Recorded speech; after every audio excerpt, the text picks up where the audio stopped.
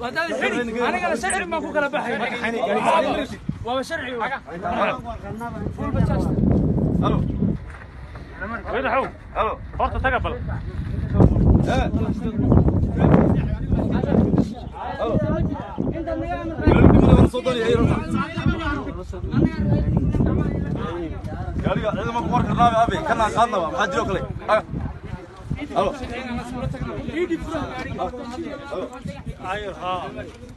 heeskan